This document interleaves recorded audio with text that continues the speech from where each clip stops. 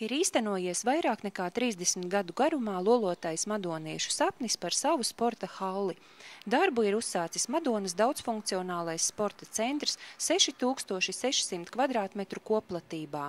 Saskaņā ar pašvaldības izsludinātā konkursa rezultātiem projektētais un ģenerālbūvnieks ir Sija Ulda Pīlēna birojas, taču ēkas tapšanā darbs bija nodrošināts ap 20 vietējiem apakšuzņēmējiem.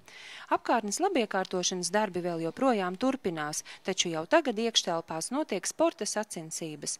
Lielajā zālē ir izbūvēti 2 laukumi basketbolam, minifutbolam, rokas bumbai, volejbolam, florbolam. Līdzās izbūvēts vieglatlētikas skrejceļš, bet otrajā stāvā tribīnēs var izvietoties 700 skatītāju.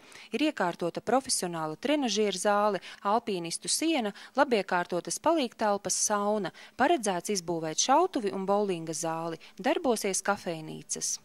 Jaunatvērtā sporta halle Madonā, tas ir milzīgs iegūms Madonas sabiedrībai, Madonas novadam un, es domāju, arī Vidzemē, jo ienāk vēl viena varena sporta būve ar daudzām iespējām sportam, daudzām iespējām kultūras dzīvē, rīkojot masu pasākumus. Un, protams, ka tas ir liels iegūms gan madoniešiem, gan topošā novada iedzīvotājiem.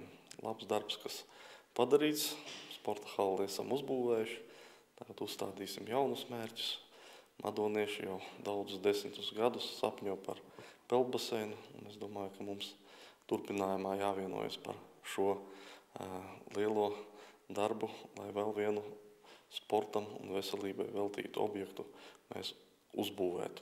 Madonas daudzfunkcionālā centra atklāšana beidzot ir atrisinājusi sasāpējušo problēmu par sporta stundu norisi Madonas valsts ģimnāzijas audzēkņiem, jo šai mācību iestādē nav savas sporta zāles, tagad ģimnāzisti varēs sportot mūsdienīgās un plašās telpās.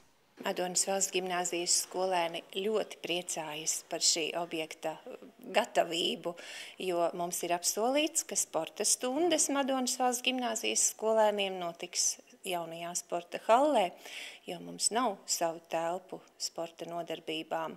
Lai atslogotu Madonas pilsētas 1. vidusskolas telpas, ir vienošanās, ka no 8 līdz 14 darbdienās ģimnāzijas skolēni nodarbosies ar sportu jaunajā hallē.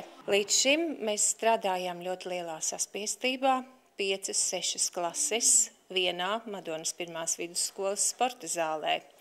Kādas 4 klases no tām 1. vidusskolas skolēni un kādas 2 klases valsts ģimnāzijas, un tā regulāri notika nodarbības.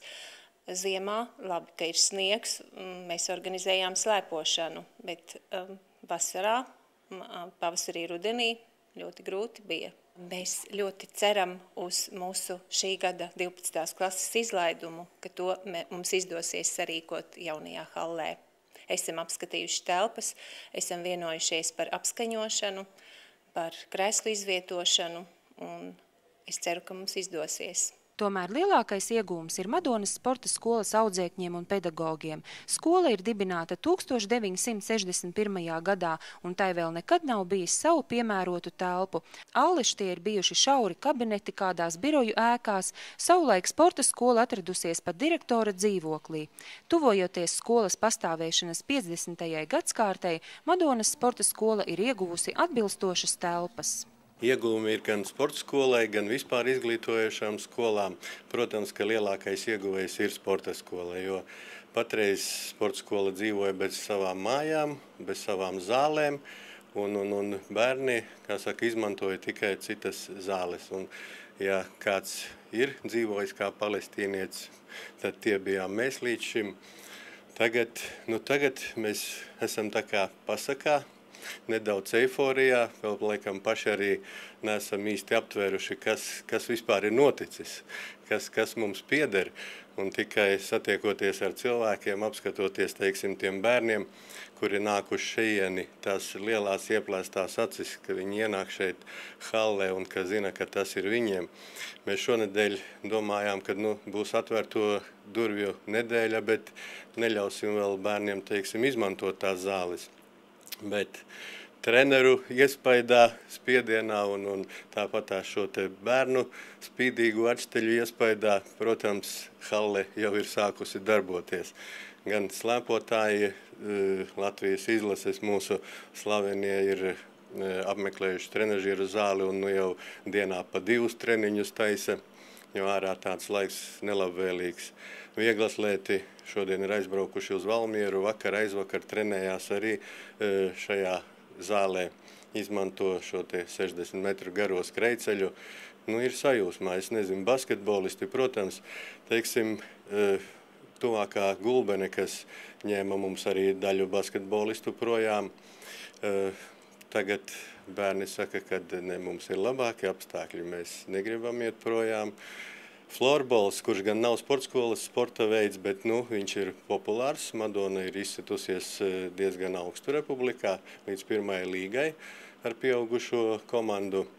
Lūk, tie, piemēram, atklās pirmie oficiālo spēli Madona Rēzekne. Pēc viņiem tūliņās arī volejbolisti nāks iekšā, pēc tam basketbolisti. Ar vienu vārdu sakot, mēs darīsim un darām visu, lai šī zāle, halle kalpotu cilvēkiem un bērniem īpaši. Halles būvniecībā izlietoti 5 miljoni latu valsts investīciju, aizsardzības ministrijas līdzfinansējumu un pašvaldības finansējuma.